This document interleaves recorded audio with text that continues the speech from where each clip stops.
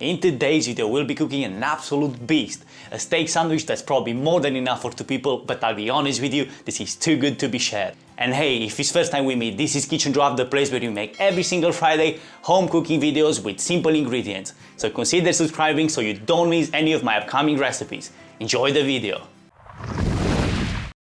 We begin our journey with the garlic butter, and this might be a personal preference, it might be because I'm Romanian and we eat a lot of garlic in Romania, but the stronger the better. This time we make it easier, using a mini chopper. The garlic goes in and some parsley straight from the source. Sun-dried tomatoes, your garlic butter needs this, but don't go crazy, 2 are enough. The garlic is the king in this situation, so let's keep it this way. Give it a good blend and now you can add the butter, which by the way is ideal having it at room temperature before starting, just so the blending actually works, otherwise the mini chopper is gonna spin with no reason. Don't forget to season. Only black pepper on mine as the garlic is already salty, but if the situation is different for you, add salt. And this easy but amazing garlic butter recipe is ready. Moving on to the steak. I am using rump steak and start seasoning on both sides very well with salt and pepper. The rump steak is considered to have more flavor than other cuts. This is tender and is a good everyday steak, taken from the lower back of the animal. After well seasoned, drizzle with vegetable oil.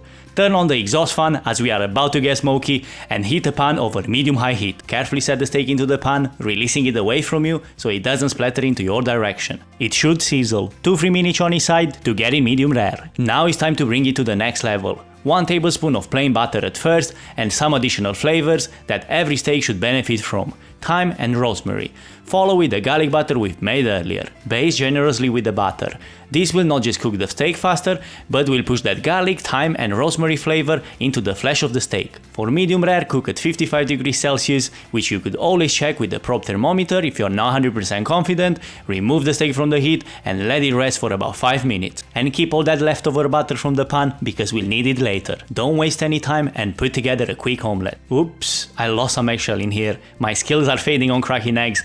Get out of my omelette.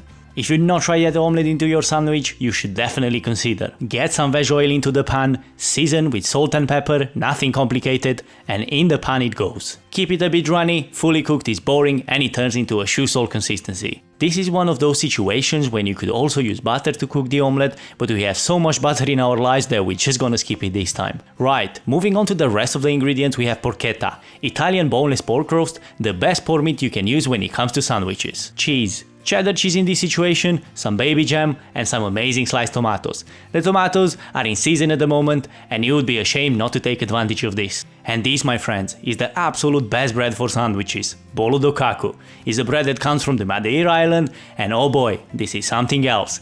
If you have a local Portuguese bakery that makes this, don't miss it. Otherwise, just improvise with something else. Using the same flavor butter from when we cooked the steak, toast the bread. This will really make a difference. Now let's get this big boy together. I'm so hungry already.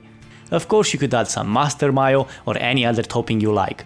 I'll keep it simple from this point of view as the flavor from that garlic butter is doing a great job in this situation. And now we go in layers, starting with the baby jam, followed by the omelette and the porchetta.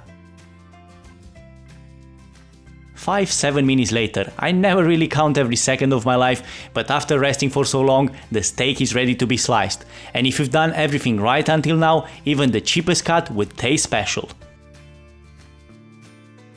Get the sliced meat into a tray, cheese goes on top, and now you have 2 options. First, get this under the grill if you're European, or under the broiler if you're American. They are both the same by the way, we just call them differently. Second option, use a blowtorch, cause all you need is just a touch of heat to get that cheese melted.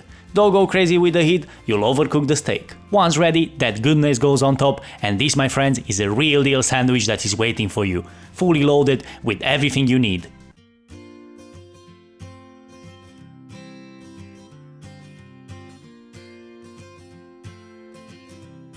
Thank you so much for watching, I really hope you enjoyed this video, and if you did, please give it a big thumbs up and I'll see you next Friday with a new recipe. You keep watching and I'll keep cooking.